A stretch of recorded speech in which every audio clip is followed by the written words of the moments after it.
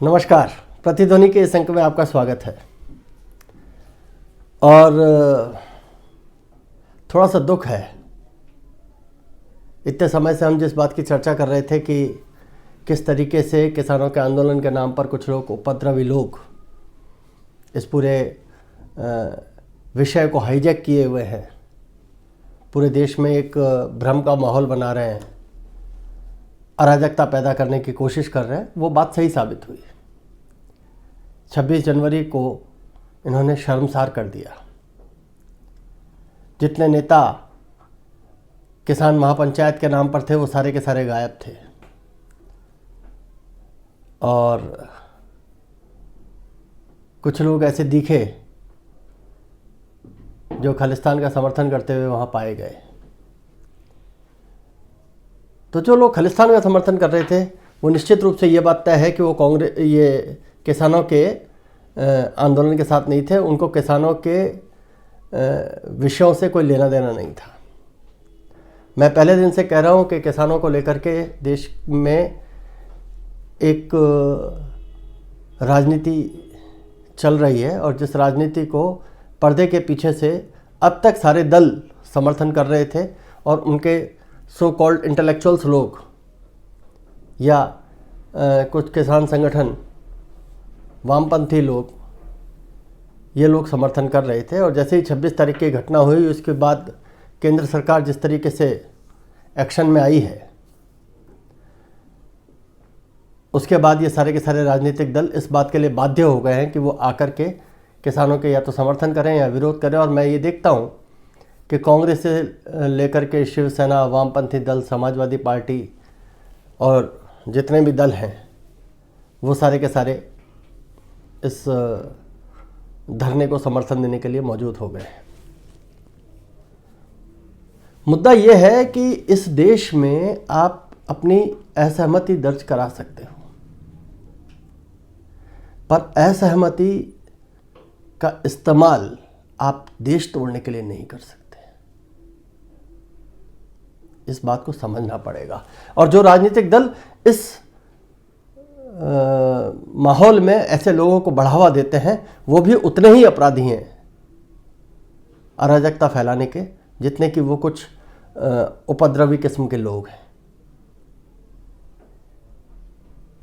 जब किसान आंदोलन में किसानों से जुड़े 3 बिलों के रिफॉर्म की बात है, तो सरकार 10-11 दौर की बातचीत कर चुकी है।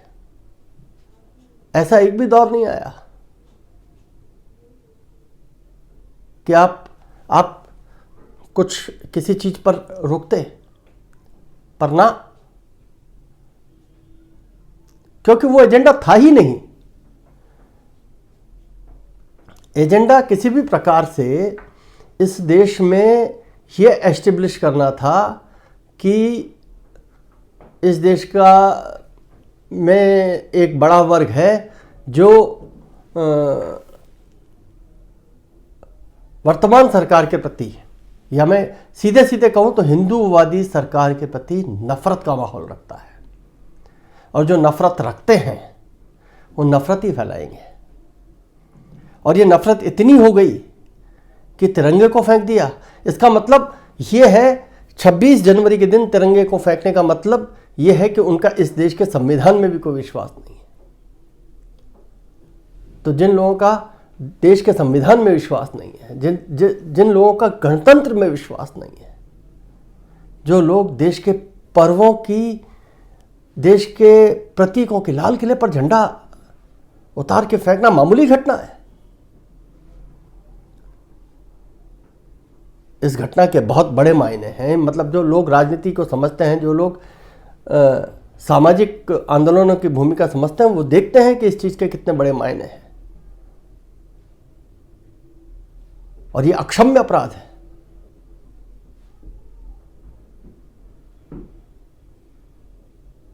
ऊपर से ये सारे राजनीतिक दल केंद्र सरकार से पूछते हैं कि साहब आपने गोली क्यों नहीं चलाई।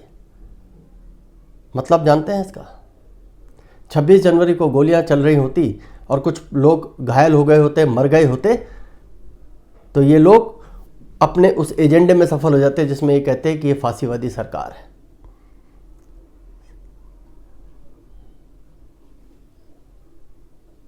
तो वो किसान बिल कहाँ गया, कृषि सुधार बिल कहाँ गए? तो हम जितने लोग, और आज आप जितने लोग मेरे को सुन रहे हैं, देख रहे हैं, वो इस बात को समझें कि चाहे वो शाहीन बाग हो, चाहे वो किसान कृषि सुधार बिल हो, या ये किसानों का धरने पर हो। किसान तो धरने पर है ही नहीं, ये लोग उपद्रवी लोग हैं जो सारे एक सर्टेन विचारधारा से संबंधित है। चाहे वो रोहित वेमुला का आत्महत्या प्रकरण हो, चाहे वो बेंगलोर का प्रदर्शन हो, इनका उद्देश्य कभी पीपल्स वॉइस, गण की आवाज को आवाज देना नहीं होता, उसका साथ देना नहीं होता। इनका उद्देश्य केवल यही है कि हम जो ये हिंदूवादी सरकार है, हम इसको कितना मलाइन कर सकते हैं, कितना डिफेम कर सकते हैं। सोचो, अमेरिका के राष्ट्रपति डोनाल्ड ट्रंप आए तो ये लोग पेट्रोल के बम लेकर के हमला कर रहे थे। सोचो आप, 26 जनवरी को जिन पुलिस वालों को उनकी व्यवस्था के लिए लगाया था, उनको मार रहे थे घेर घेर के। क्या कोई इस बात पर विश्वास करेगा कि 400 पुलिसकर्मी के लगभग घायल हुए हैं?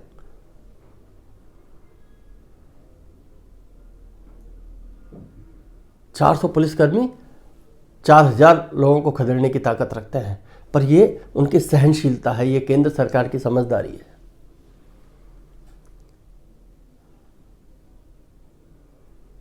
समझना पड़ेगा ना। यदि आप और हम इस देश में इस सरकार के साथ खड़े नहीं होंगे तो फिर कौन होगा? राजनीति होनी चाहिए, पर इतनी भी नहीं कि हम देश तोड़ने का समर्थन करने लगे। 135-36 साल पुरानी कांग्रेस जो ये दम भरते हैं कि हमने आज़ादी के आंदोलन में भाग लिया, आज़ादी के आंदोलनों में जिन्होंने भाग लिया वो कांग्रेस आंदोलन था, पार्टी नहीं थी।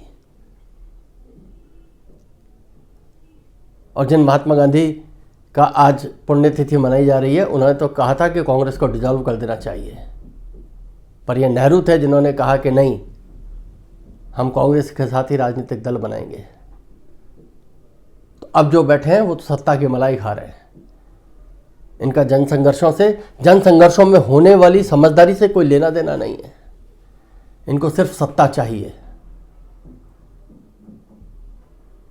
सत्ता क्यों चाहिए?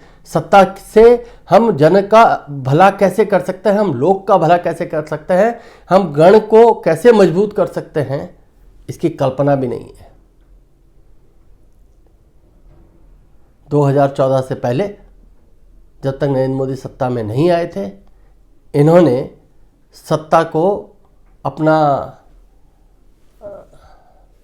कहना चाहिए कॉपीराइट समझ रखा था, अपना जन्म अधिकार समझ रखा था।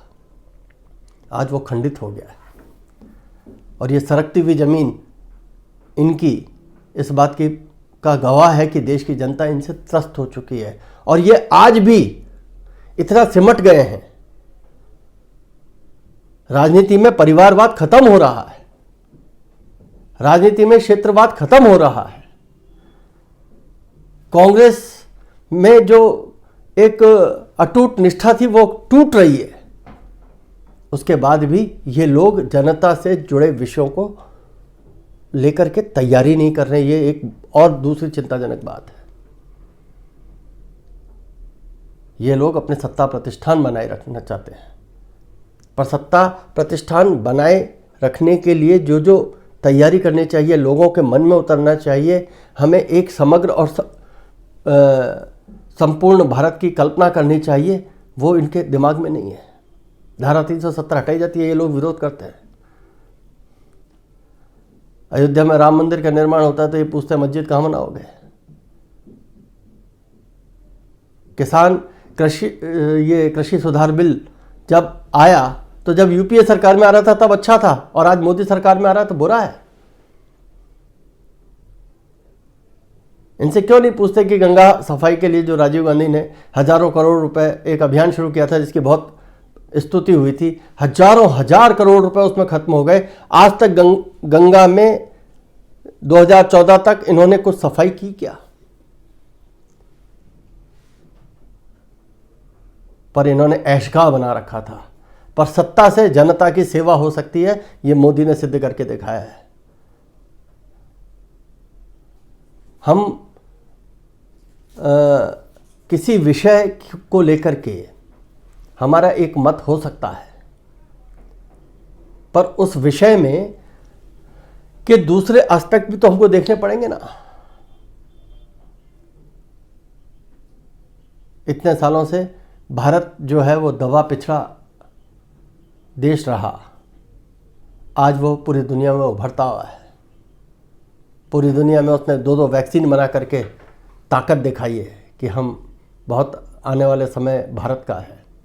तो जो लोग भारत को आने वाले समय का पूरी दुनिया का रास्ता बता रहा है, जो लोग भारत को के भविष्य को धुंधला करना चाहते हैं, तो वही लोग देश के लोगों को भ्रम में डाल रहे हैं। और हमें ये समझना पड़ेगा, यदि इन लोगों का भ्रम नहीं तोड़ा गया, यदि हम लोगों ने इस समय अपना रास्ता नहीं चुना, तो बहुत देर हो जाएगी।